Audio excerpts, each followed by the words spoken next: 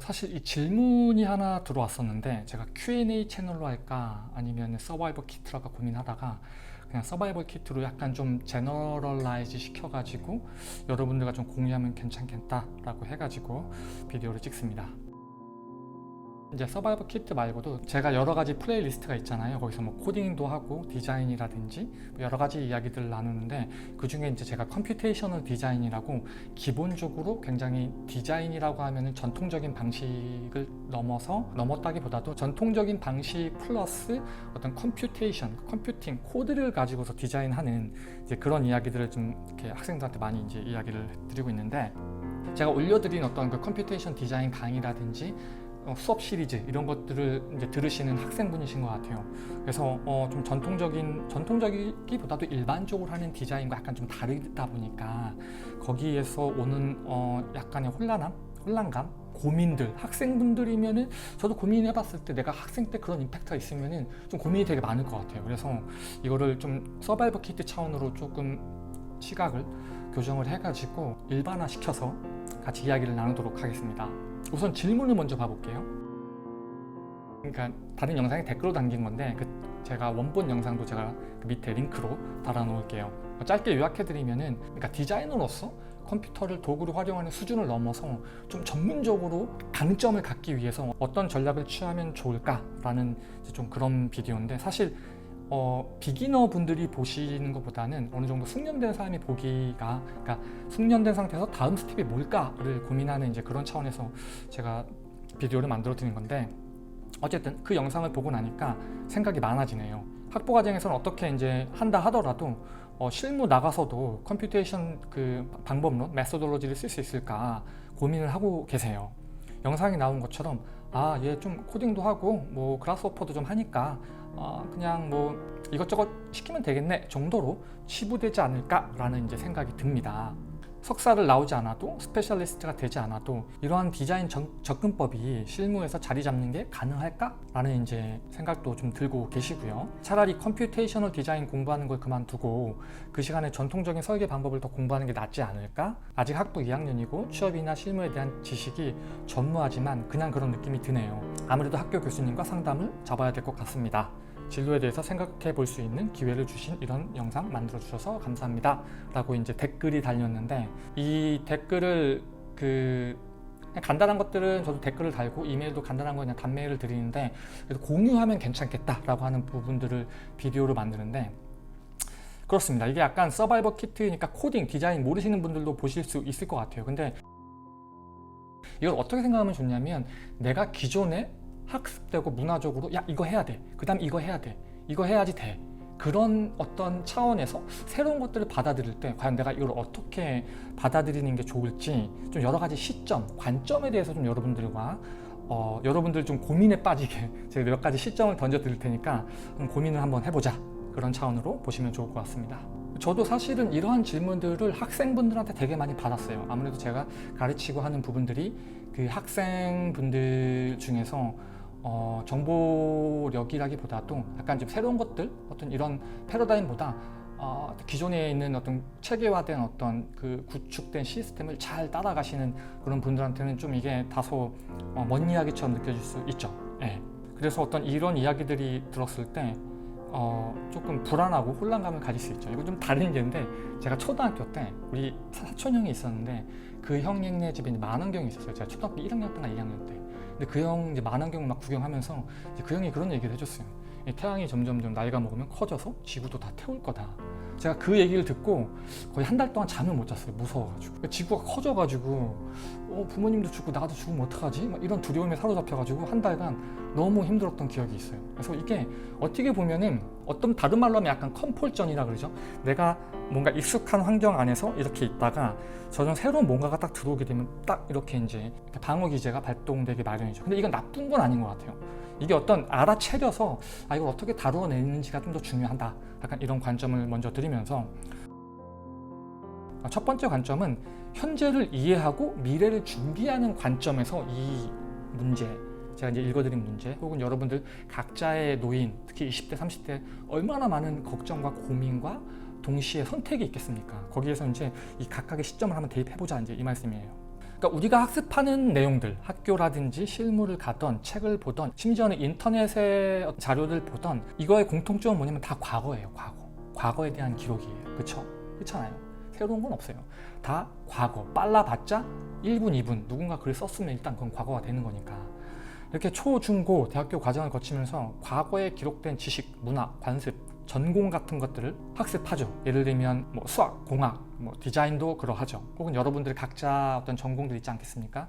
그런 것들을 우리는 학습을 하는데 결과적으로 보면 이것들은 다 과거의 것이에요. 사실은 그렇잖아요. 그럼 여기서 이제 생각해볼 지점이 왜 우리가 지나간 과거를 공부해야 되냐는 이제 그런 질문이 나와야 되는데, 제 개인적인 생각에는 일단 과거를 바탕으로 우리가 과거를 이해해야지 현재가 이해가 되고 다가올 미래를 예측할 수 있다. 그런 개념인 거예요. 그 과거에 누적된 통찰들을 우리가 배우고 소화하고 이해해가지고 현재를 보고요. 이 현재를 바탕으로 이렇게 이 방향으로 이 속도로 가는구나. 이런 것들 예측해서 미래를 준비하고 이 고해 같은 인생을 살아남기 위한 서바이벌을 하는 게 아닌가라는 생각을 합니다. 그래서 개인적으로는 미래를 준비하고 맞이함에 있어서 혹은 일단 현재를 놓고 보면 우리가 결과적으로 새로운 것을 하던 어떤 기존의 전통적인 어떤 그 방법론이라든지 통찰을 학습을 하던 각각의 어떤 개성과 어떤 순차가 있는 것 같아요. 깨달음이라든지 각자가 과거에는 이게 별게 아니었는데 미래 생각해보니까 되게 중요하게 느껴지고 그때 당시는 되게 중요하게 느껴졌는데 지금 돌이켜보니까 별게 아닌 부분도 굉장히 많이 있죠. 어쨌든 그럼에도 불구하고 제가 말씀드리고 싶은 건 뭐냐면 저는 20대, 30대가 너무너무 중요한 시기라고 생각해요. 그때 0.01도가 40대, 50대, 60대 됐을 때 전혀 다른 인생이 펼쳐질 수 있기 때문에 그때의 에너지를 허비하지 않고 내가 이런 갈등보다도 부딪혀보는 거야, 배우는 거야. 약간 이런 식으로 여러분들의 지식 체계들이 어떤 고민보다도 좀 더 미래지향적인 부분들에 시간과 에너지를 쏟아야 되지 않냐라는 생각을 드립니다. 동시에 과거를 학습한다는 거는 과거의 결과물이 현재인 거잖아요. 그죠? 그럼 어떻게 보면 인과가 나온단 말이야. 과거와 현재의 인과관계가 분명히 성립이 돼 있고 이 인과관계의 연장선으로 미래를 예측할 수도 있는 거잖아요. 그죠? 그래서 지금 학생 때 이해가 되는 세상보다 학생 때 내가 납득이 되는 세상보다 5년, 10년 뒤에 어떤 현업 혹은 내가 나의 미래를 타겟팅을 해가지고 전략적인 접근을 해야 되지 않나라는 생각을 합니다. 많이들 쓰고 있는 표현이기도 하지만 공을 우르르 따라가지 말고 공이 갈 방향을 딱 서가지고 공이 갈 방향을 딱 체크해서 그쪽을 향해 달려나가라. 그런 관점으로 우리가 현재를 이해하고 미래를 좀 준비해보자. 이거 할까요 말까요의 문제가 아니라 왜냐면 위치가 다 달라. 각자 서 있는 위치랑 그 위치를 이해하는 것과 이해해서 아무리 A라는 사람이 성공적인 삶을 살았다 하더라도 내가 그걸 따라한다고 그 과정을 카피한다고 결과가 나오지 않거든요. 그러니까 그런 과정들이 있기 때문에 일단 궁극적으로 현재를 좀 이해를 해서 지금 각자의 산업에서 이 과거와 현재의 인과관계가 어떻게 되고 그 인과관계가 과연 어느 방향으로 가는지 지금은 이해가 안 된다 하더라도 그쪽을 놓고 우리가 준비해야 된다. 이게 20, 30대 때 뭐 100% 올인할 수는 없지만 적어도 그 부분에 주파수를 맞춰놓고 살아야 된다고 저는 개인적으로 생각을 합니다. 제가 다른 비디오에서도 말씀드렸지만 저 같은 경우는 20대 때 30대 형들, 저보다 10살 많은, 지금도 굉장히 친하거든요. 10살 많은 형들이랑 항상 어떻게 보니까 놀게 됐어요. 왜냐면 비즈니스하고 막 그때 모르니까 물어봐야 되니까. 그러면 그 형들이 이제 항상 제가 20대 군대 막 갔다 와서 20대 중반일 때 저 30대 중반 이쯤으로 봤어요. 그래서 그 형들 따라다니면서 이렇게 비즈니스 하면 돼. 야, 이렇게 세금을 관리하면 돼. 이렇게 영업은 하면 돼. 야, 이게 좀 뜬대더라. 야, 요즘 국책 사업에 이런 거 나왔는데 너 이런 거 좀 준비해봐라. 이런 정보들이 학교에선 얻을 수 없어요. 죽었다 깨어나도 얻을 수 없어요.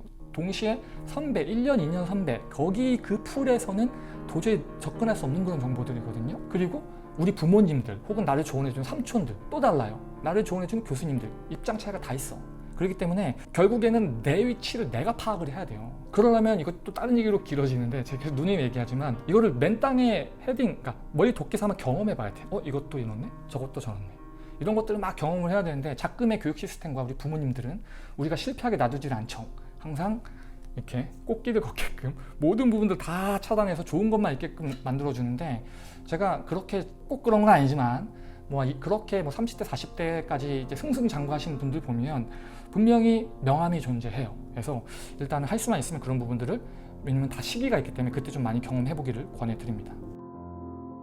자, 이제 두 번째 관점에 대해서 이제 말씀을 좀 드리면 생활 속의 어떤 사고 시스템이라고 보시면 돼요. 이게 약간 좀 전문적인데, 그러니까 이게 기본적인 전통적인 디자인 공부를 할 것이냐 아니면 좀 컴퓨테이셔널한 방법을 가지고 새로 나온 어떤 커팅 엣지 기술들을 가지고 내 일에 접목시켜서 지금 당장 사람들은 이해를 못한단 말이에요. 그때 당시에 사람들은. 왜냐하면 그거는 모든 사람들이 다 합의하고 있으면 이미 그건 기득권인 거거든요. 그렇잖아요. 항상 이 패러다임 시프트에서는 기득권이 바뀌고 부가 바뀌기 때문에 내가 어느 쪽에 그 베팅을 하냐에 따라 좀 달라지거든요.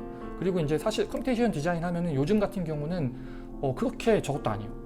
요즘은 제가 한국에 들어갈 때마다 느끼는 건데 그렇게 보수적이신 분들도 막 물어와요. 막 되게 오픈마인드 말씀해드리고 이야기 나눠보면. 왜냐하면 변화가 느껴지거든. 그래서 무엇을 어떻게 준비해야 될지에 대해서 이제 과거에는 약간 강 건너 불구경이었다고 친다면 요즘은 진짜 뭐라도 어떻게든 사람을 뽑아야 되니까 그런 언더스탠딩을 가지려고 확실히 많이 1년, 2년 다르게 바뀌고 있다는 걸 또 느끼고 있어요. 어쨌든 그럼에도 불구하고 학생들 입장에서는 그게 피부에 안 와닿을 수 있어요. 왜냐면 그 학교라는 울타리 안에 있고 몇몇의 특정 사람들 위해서 그 프로그램들이 돌아가기 때문에 그 외 것들에 대해서 볼 여유가 없죠. 바쁘니까 워낙에.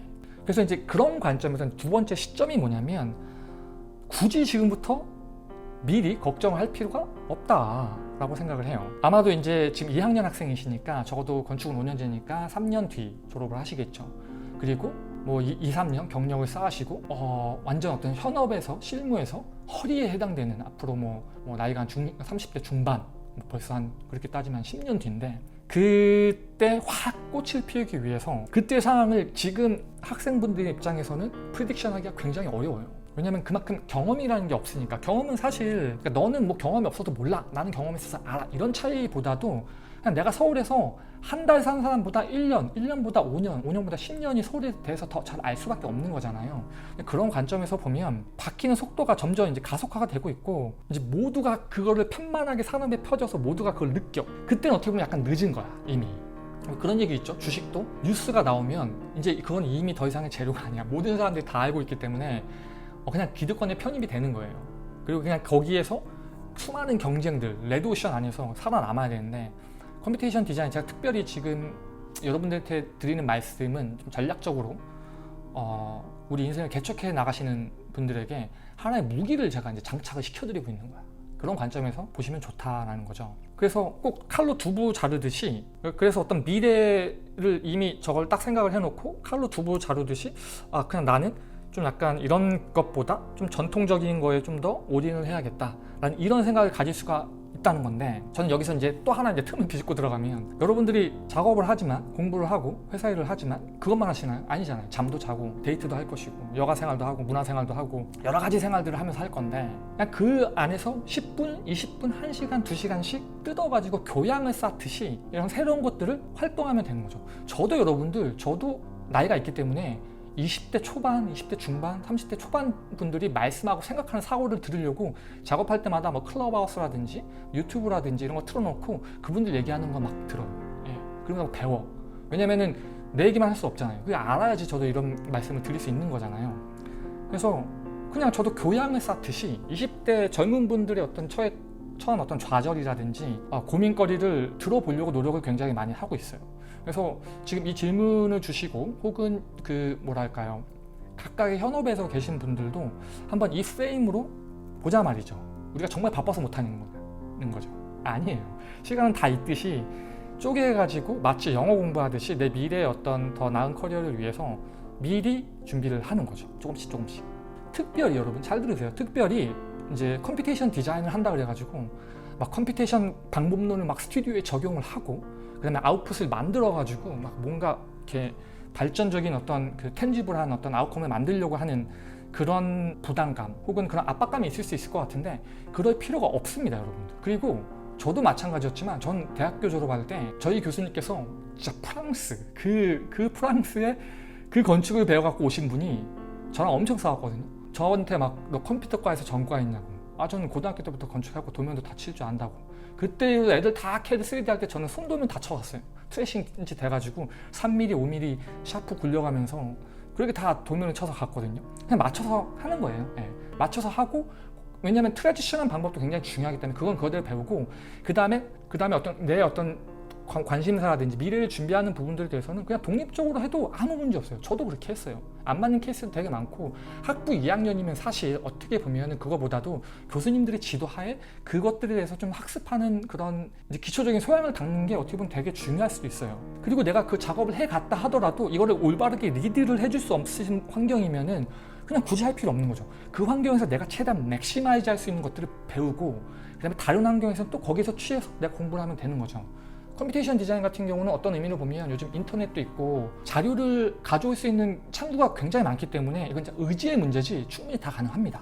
또 동시에 여러분들이 고민하셔야 될 게, 제가 계속 강조드리는 컴퓨테이션 디자인은 진짜 그 밑으로 파고 내려가 보면은 결국엔 뭐냐면은 way of thinking이에요. 결국 컴퓨테이션 사고를 하자는 거고, 컴퓨테이션 사고는 뭐냐면 문제 해결 능력이에요. 문제 해결 능력. 뭐 코딩을 하고 디자인을 하고, 만약에 친구들 약속, 엄마 심부름, 혹은 여자친구, 남자친구와의 중요한 이벤트들이 있을 때 이런 것들을 오거나이즈하고 효과적인 동선을 짜고 돈을 관리를 해가지고 뭐 선물도 사고, 이런 것도 여러분들 다 문제 해결이거든요. 우리 삶에 살면서. 그러니까 전통적인 디자인이라는 이야기를 전통적인 문제 방식으로 이해를 하고, 컴퓨테이션 디자인을 컴퓨테이셔널한 문제 해결로 이해하는 게 좀 더 건강해요, 사실은. 이제 이 부분을 확장을 하게 되면, 왜 그렇죠, 뭐 유명 대기업 CEO라든지 예전에 전전 대통령이 됐네요. 그래서 오바마 대통령 같은 경우도 그렇고 마크 저커버그도 그렇고 코딩 배워야 된다. 코딩. 지금 초등학교에서도 제 조카도 코딩하고 이러거든요. 그게 코딩을 배우는 게 아니라 문제 해결 능력에 대해서 이제 컴퓨테이션한 접근을 하는 거예요. 문제를 분해하고 패턴을 끄집어내고 추상화시켜서 구현하는, 솔루션을 만드는, 이게 이제 컴퓨테이션 사고인데, 제가 본의 아니게 계속 제 책 광고를 하는데 제가 지금 머릿속에 책이 가려갑니다. 한 400페이지 분량이.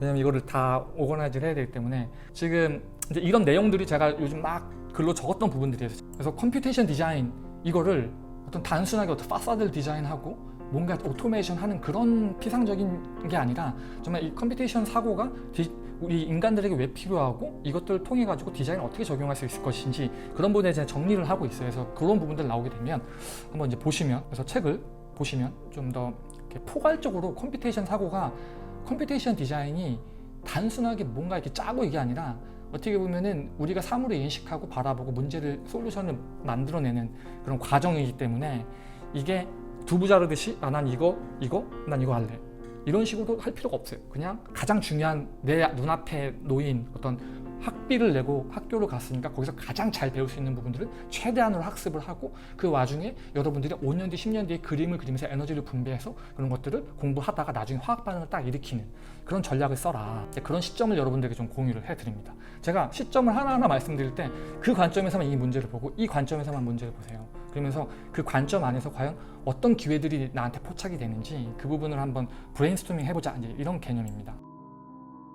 기초의 중요성이에요. 기초. 여기서 이제 기초라는 거는 이제 이 질문자의 어떤 그 컨텍스트에 따르면 전통적인 디자인 방법론의 중요성에 대해서 지금 제가 말씀을 드리는 거예요. 그러니까 컴퓨테이션 디자인이 온전하게 영향력을 발휘하기 위해서 반드시 전통적인 디자인에 대한 통찰이 있어야 되고, 그 통찰의 기초를 해야 된다, 이 말씀을 드리고 싶은 거예요. 자, 한번 뒤집어서 한번 생각을 해보죠. 그러면 컴퓨터 공학 혹은 컴퓨터 그래픽스, 뭐 컴퓨테이션 사고가 굉장히 뛰어난 사람들이 컴퓨테이션 디자인을 잘할 수 있을까요?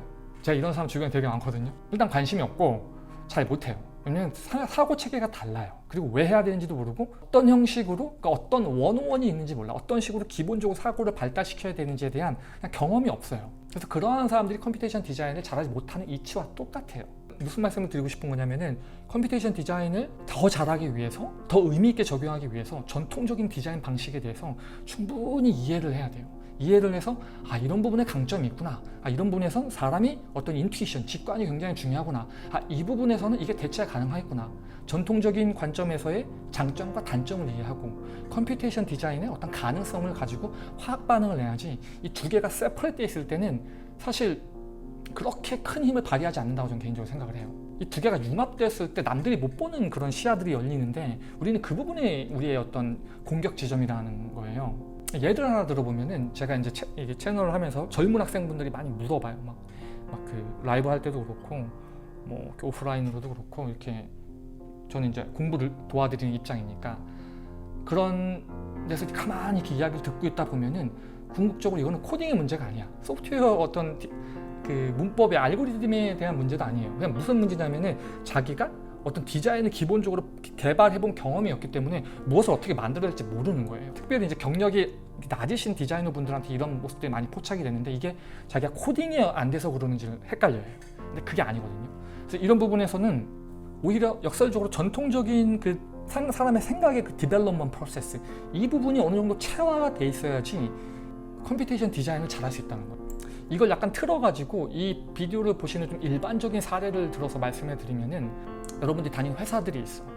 회사가 있고 여러분들이 뭐 각 과라든지 각 전공마다 가장 커먼 파스가 있잖아. 제너럴 파스가 있잖아. 일반적으로 모든 사람들이 다 가는 일반적인 이런 파스가 있으면은 항상 그것들은 고착화되어 있고 정형화되어 있고 어떤 프로세스로 딱 돼 있어서 이거를 개선하고 어떻게 보면 부속품으로 들어가는 거니까 이게 참 쉽지가 않아요. 거기 안에 있다 보면 매너리즘에 많이 빠지고 현타도 많이 오는 게 사실이에요. 사실 저는 특별히 20, 30대 분들이 이런 시스템에 있다고 친다면 최대한 빨리 불편하더라도 스스로 좀 몰아가지고 좀 이렇게 웨이크업 해가지고 각성해서 뭔가 할 수 있는 환경이 좀 더 좋아요. 오히려 이런 환경들이 돈도 꼬박꼬박 나오고 안전해 보이겠지만 내 미래 40대, 50대, 60대, 70대, 80대 그 뒤에 있는 삶을 담보로 갖다가 쓰는 거니까 안전해 보일 수 있겠죠. 근데 그 뒤는 아무도 책임 안 져요. 네. 제가 말씀드리자. 월급은 미래에 너가 더 잘 될 수 있는데 우리 회사 와서 어떤 노동력을 제공해 주기 때문에 그 미래에 대한 담보로 네 월급을 주는 거다.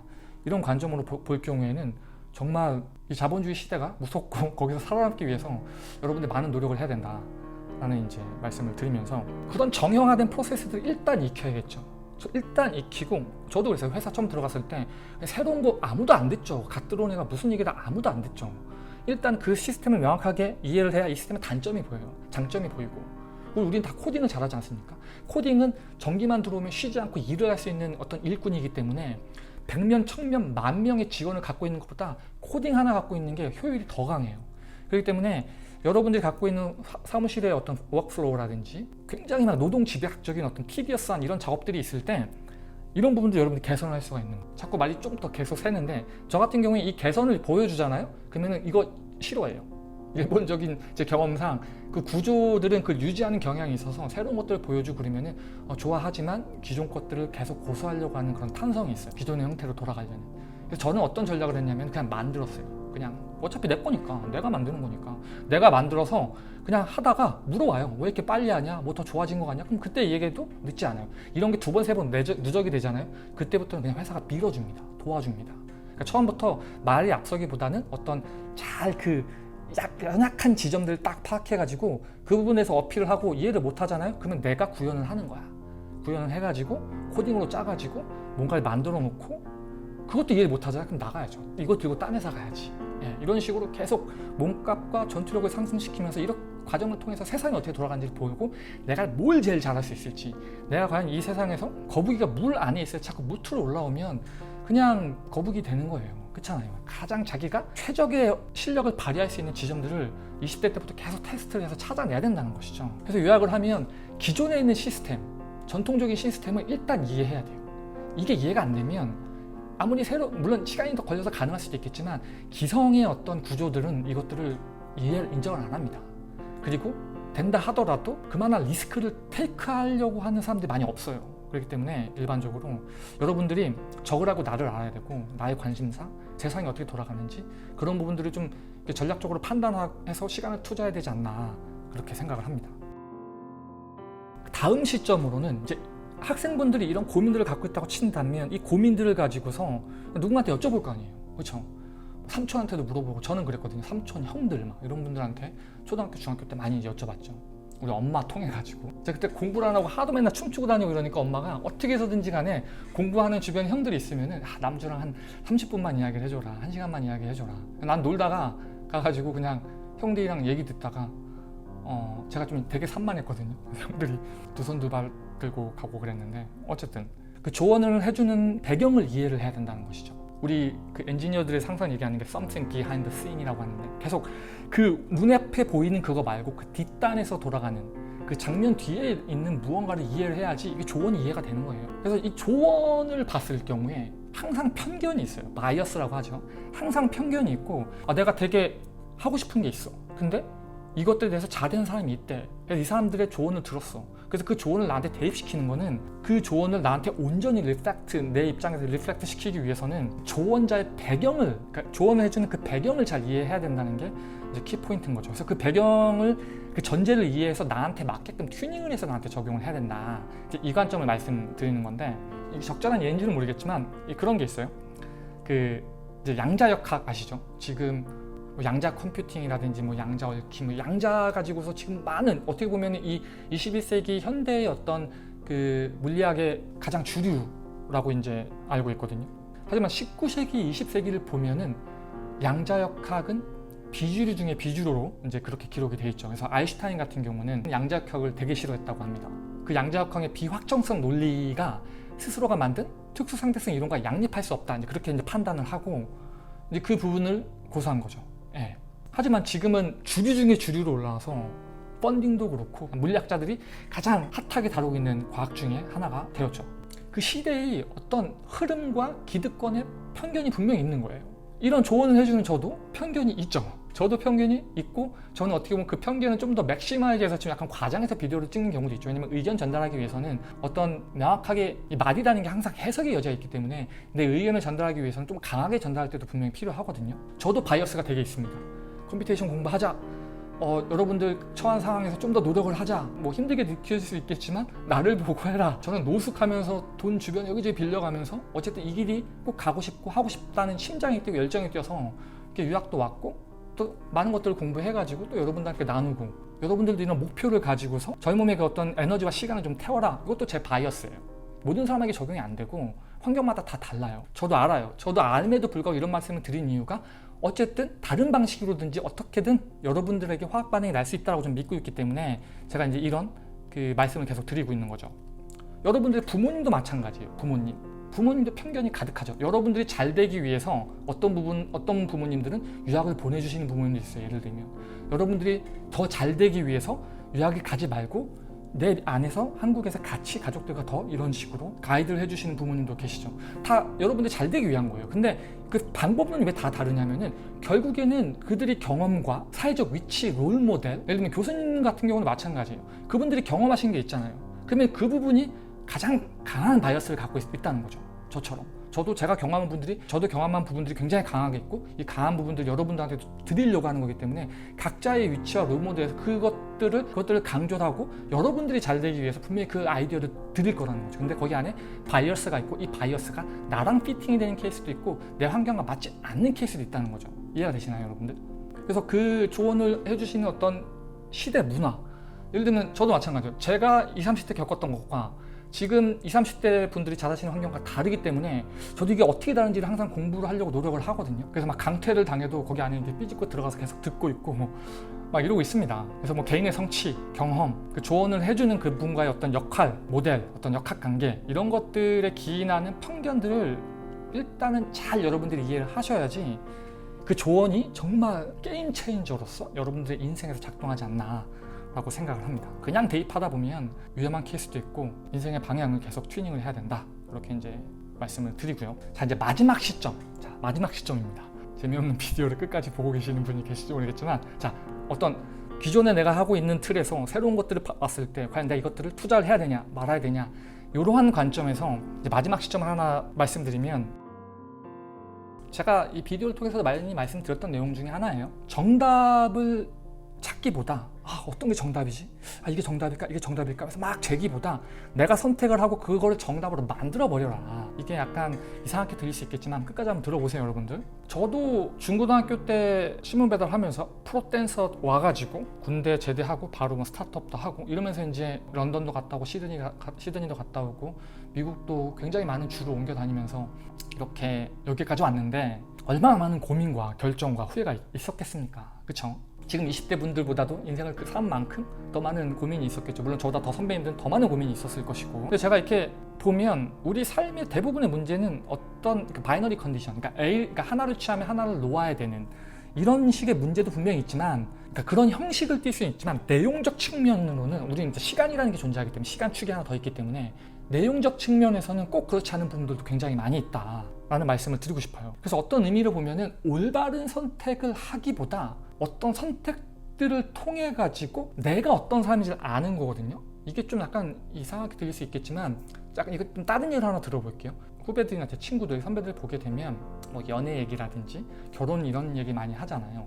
그 제가 그거에 대한 생각도 사실 서바이벌 키트를 몇 개 만들어 놓은 게 있는데 약간 너무 주제넘는 것 같아서 안 하고 있는데, 이 지점만 놓고 이야기를 하면 이게 나라는 존재가 있을 때 이 사람이랑 만났을 때 내가 어떤 모습이 보이는지 나한테 포착이 되는 경우가 있어요. 이런 타입을 만났을 때 나가 모르는 내가 발견이 돼. 그러니까 결국 문제를 밖에서 찾기보다는 내가 이런 애랑 맞아, 저런 애랑 맞아, 얘는 싫어, 이런 회사가 좋아, 이런 것보다도 특정 환경에 노출됐을 때 내가 보여지는, 내가 나도 모르게 무의식에서 나타나는 리액션들과 나의 능력이 발휘되는 지점들이 있거든요. 이런 지점들을 많이 경험해보는 게 되게 중요하다고 저는 개인적으로 생각을 해요. 약간 좀 다른 관점으로 제가 이제 미국에서 후배님들 만나가지고 이런저런 이야기 하다 보면은 저도 이제 의견을 물어보면 제 생각을 하게 되잖아요. 그렇게 될 때 저는 약간 되게 마음속으로 안타까웠던 것 중에 하나가 20대 때 경험을 좀 많이 해서 이거 해보니까 안 되네, 이렇게 해보니까 나만 손해네, 약간 이런 것들 있잖아요. 그러니까 경험을 안 해보면은 나중에 수업료를 내기 마련인 건데, 저도 저희 친누나한테도 그래요. 절대 누나가 아이들한테 뭔가를 얘기하고 물어볼 때 누나 의견 얘기하지 말라고. 아이들 다 눈치 보고 그냥 얘가 선택을 해서 안 되더라도 그거를 보고 안 됐을 때 같이 옆에서 고민해주고 약간 이런 느낌 있잖아요. 무슨 말인지 아시나요?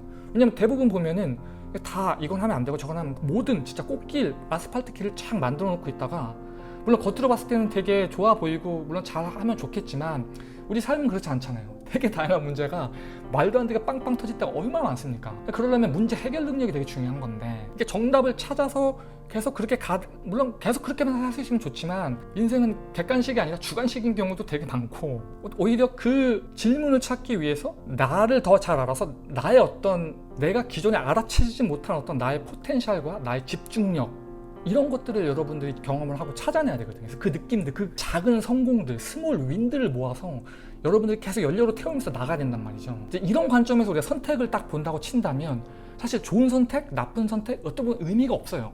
그렇잖아요. 인생은 진짜 세옹지마하기 때문에 진짜 안 되네 하다가 잘 되는 케이스도 되게 많아요. 그리고 잘 돼 보이지만 가만히 가서 보면은 정말 괴로워하는 분들도 굉장히 많이 계시고요. 어쨌든 그 선택의 과정에서 그 피드백들을 통해 가지고 내가 잘할 수 있는 부분들, 내가 심장이 뛰는 부분들, 내가 이쪽은 좀 약하니까 도움을 받거나, 아니면은 시간을 둬서 투자를 하거나, 아니면 누군가 협업을 하거나. 근데 내가 진짜 집중해서 확 할 수 있는 부분들은 3명, 4명이 막 우르르 붙어서 해도 내 집중력이 그보다 더 빠르게 저 퀄리티 있는 열매를 맺을 수 있는 케이스도 되게 많거든요. 다 다르게 지어졌단 말이야. 그 다르게 지어진 그 모양들을 빨리 찾아야 돼. 그러려면 항상 그 컴포트존 안에만 있었으면 절대 그게 답이 안 나온다니까요, 여러분들. 나도 모르는 어떤 그 장점들이 발휘되는 지점들, 그것들을 기억을 하는 거죠. 그래서 누가 시켜서 하는 일이 아니라 내가 하고 싶고 즐기는 부분들을 찾아가는 것으로 승부를 본다는 거죠. 그러면은 선택에 상관없이 정답으로 만들어집니다, 여러분들. 제가 선동하는 게 아니라 항상 선택이라는 건 그러하잖아요. 그때는 알 수가 없어요. 그때는 알 수가 없고, 저도 컴퓨테이션 디자인 했을 때 진짜 한국에서 20대를 보낼 때 그때 진짜 되게 외로웠어요. 비주류 중에 비주류, 아무도 신경 안 쓰고 너는 그냥 되게 치부하고, 일단 기술은 있으니까 이용을 하고 싶고, 제가 10년 동안 포기를 안 한 이유가 다시 그 밭으로 들어가서 뒹구고 싶지 않아서 그런 이유도 있거든요. 그 라이브 때 제 커리어 파스에서도 설명해 드렸지만 제가 링크를 달아 놓을게요. 거기서도 보면은 제 나이 27부터 37까지 저는 진짜 제가 우울증 약물 치료 3번을 받았어요. 너무 스트레스 받고 너무 막 비교당하고 너무 우울하고 힘들고, 그래서 오히려 그때 제가 이거 진짜 여기서 돌아갈 길이 없다, 무조건 이거를 되게 만들어야겠다, 이 진념 하나 가지고 계속 했어요, 여러분들. 어떻게 보면 그때 진짜 밑받은 독에 물 붓기 같았지만 그때 부어놓은 그 물들로 지금 제가 이런 말씀도 드릴 수 있고요. 그리고 수업이라든지 여러 가지 관점을 드릴 수 있는 거잖아요. 제가 이거 경험 못했으면 저도 이런 생각을 안 했겠죠. 이 관점에서 본다면 과거의 저희 선택이 과연 안 좋았나요? 그렇지 않죠. 어떻게 다뤄냈느냐에 따라서 뒤집기가 가능하다는 거예요. 그래서 기성교육의 틀, 어떤 선택지에서 오답을 제거하고 정답을 찾는 기존 교육 틀, 그런 거 말고 내가 의지를 갖고 선택한 그 선택지를 정답으로 만들어낼 수 있는 그 간절함과 그 의지, 그러한 진취적인 자세가 사실 어떤 고민을 하고 누군가의 대화를 듣고 올바른 선택을 내리려고, 왜? 나쁜 선택은 싫으니까, 돌아가는 것 같으니까. 저도 마찬가지예요. 지금도 그래요. 2학년 피하고 싶죠? 근데 만약에 내가 의지를 갖고 선택을 했을 때 거기서 오는 모든 이제 불편함과 이런 거 저는 정면으로 다 받아내는 스타일이거든요. 안 피하거든요. 이건 제 약간 개인적인 성향이기도 한데, 저는 군대를 갔을 때도 끌려가지 않고 내가 지원한 데서 저는 해병대 지원해서 갔거든요. 거기서도 훈련 들어오면은 그냥 안 피하고 다 했어요. 그냥 다 받아내고 그냥 오히려 내가 이걸 바탕으로 내가 뭔가 배운다, 전투력 상승시킨다. 그러니까 이런 관점으로 저는 이제 어떤 제 체질인 거죠. 제 체질이고 저의 문제풀이 어떤 일관성이다 이렇게 보실 수 있는데, 여러분들도 그러한 어떤 경험들이 인생에서 분명히 20대 때 30대 때 그런 성취에 대한 경험을 챙겨 가지셔야 된다는 거예요. 요약을 하면 정답을 찾아 선택하기보다 내가 원하는 정답을 만들어내는 그런 시각과 도전, 하이리스크 하이리턴입니다. 여러분들 코인 이런 거 말고 이런 쪽에 투자를 해야 된다 해야지 진짜 30대 40대 때 그 누구보다도 유난히 돋보이지 않나, 그렇게 이제 생각이 됩니다. 이제 자 마무리를 한번 해보죠. 벌써 이게 지금 50분이 넘어가는데, 그렇습니다. 이게 정답도 없고 이거는 순전히 저의 생각인 거고, 이렇게 해도 안 될 때도 되게 많아요. 제 주변에도 고생하고 잘 된 게 아니라 죽어버린 케이스도 되게 많고, 이게 항상 노력에 비례해서 안 되는 건 분명히 있죠. 그렇기 때문에 쉽지 않고 어려운 것 같은데, 제가 그래도 선배로서 여러분들한테 드리고 싶은 말씀은, 저는 그랬어요. 초등학교, 중학교 들어갈 때도 항상 전 뒤에 있었어요. 막 54명 중에 막 49등 막 이랬거든요. 그리고 뭐 그 외에도 딱히 잘하는 것들이 별로 없었어요. 그래서 저는 딱 한 가지 확실하게 깨달았던 게, 나는 우등하지 않다는 걸 굉장히 잘 깨달았어요. 그래서 레드오션, 남들이 다 가는 부분들에 대해서 내가 저들보다 잘할 수 있을까라는 의심을 항상 했어요, 저는. 그래서 저는 어떤 의미로 보면은 끊임없이 남들이 안 하는 것만 했어요. 춤을 출 때도 마찬가지였어요. 제가 비보이를 했는데, 그때 당시 요즘이야 막 그런데 그때는 자료도 없었고 배우기도 너무 힘들었거든요. 그때 제가 이제 프로팀까지 이렇게 올라가서 있는데, 그 프로팀에서 이제 공연팀에 들어가기 위해서 이게 다 너무 잘하는 거야. 나이도 어리고 몸도 너무 가볍고. 그래서 요즘이야 이제 스타일 무브랑 파워 무브를 섞지만, 그때는 그런 게 별로 없었거든요. 이런 것들을 섞고 계속 남들이 안 하는 부분들을 해가지고 내가 잘할 수 있고 내가 인정받을 수 있는 그런 스몰 윈들, 작은 경험들을 계속 누적하면서, 내가 이럴 때 굉장히 나도 모르게 에너지가 나오는구나, 이런 부분에서 내가 굉장히 특화되어 있구나, 내가 20대 때 맨날 학교 선생님한테 그러잖아요. 공부 잘하는 애들은 그래도 다 넘어가는데 맨날 말썽 부리는 애들은, 저는 초등학교 때 선생님이 그 교탁 옆에 책상에 놔뒀거든요. 하도 말 안 들어가지고. 이게 저의 인생의 리플렉션이에요. 그러니까 저는 어떻게 보면 제가 잘할 수 있는 부분들을 알고 있고, 어떻게 하면 나도 모르는 내 에너지를 폭발시킬 수 있는지에 대한 경험적으로 20, 30대 때 경험을 해봐서 알아요. 그리고 그런 결들이 있기 때문에 지금도 내가 잘할 수 있는 부분과 못할 수 있는 부분을 명확하게 알아요. 아니, 안다고 믿고 있어요. 모르겠지. 또 시간이 지나보면 아닐 수도 있겠죠. 그래서 적어도 확률적으로는 그래도 알지 않나라고 생각을 해요. 그래서 이런 저의 개인적인 생각과 저희 방법들을 여러분들한테 이제 어떤 시점을 통해서 나눠드리는데 도움이 됐으면 좋겠습니다. 개개인의 사정이 다 다를 것이고, 저도 뭐 결과론적으로 보니까 이렇게 지금 이런 자리에 와서 여러분들 이런 이야기를 해드리는데, 그 과정을 겪을 때는 진짜 답이 안 나오죠. 진짜 힘들죠. 정말로 눈 감았다 떴을 때 이 세상이 아니었으면 좋겠죠. 그런 기도를 또 엄청나게 많이 했습니다. 제가 옛날에 졸업한 다음에 자기 것이 없어서 막 노숙하고 막 이럴 때도 진짜 오만가지 생각들을 하면서, 과연 내가 어떻게 이 시련들을 극복해야 되냐, 이게 무슨 보릿고개도 아니고 배고픔에 참고 잠잘 곳 없어서 이게 왜 지금 21세기에 이런 고생을 해야 되나, 얘기하면 잘 안 믿어. 근데 진짜 그랬거든요. 근데 돌이켜보면 그런 환경이 있을 때 포텐이 터집니다. 여러분들, 만약에 내가 너무 컴포트 존, 그러니까 내가 너무 편안한 존에 있다고 친다면, 혹은 그 정답들로 하여금 내가 듣고 싶은 이야기들을 해주는 그쪽으로 가지 마세요. 어떻게 보면. 왜냐면 나를 계속 안 이야기해줘, 나를 계속 그 자리에 머물게 하는 그런 이야기들 좋지 않습니다. 그래서 여러분들도 여러분들만의 어떤 문제들이 있을 것이고, 그 문제들을 극복하고 했던 전략들, 그런 서바이벌 키트들, 그런 부분들을 잘 개발을 해서 여러분들도 이제 시대가 흐르고 여러분들이 저희 자리에 오고 또 젊은 시대들한테 또 거기에 맞는 아이디어들을 또 줄 수 있는 이런 선순환이 되지 않나, 그런 것들을 기대하며 제 개인적인 생각을 이렇게 마무리해봅니다. 네, 질문 주셔서 감사합니다. 안녕.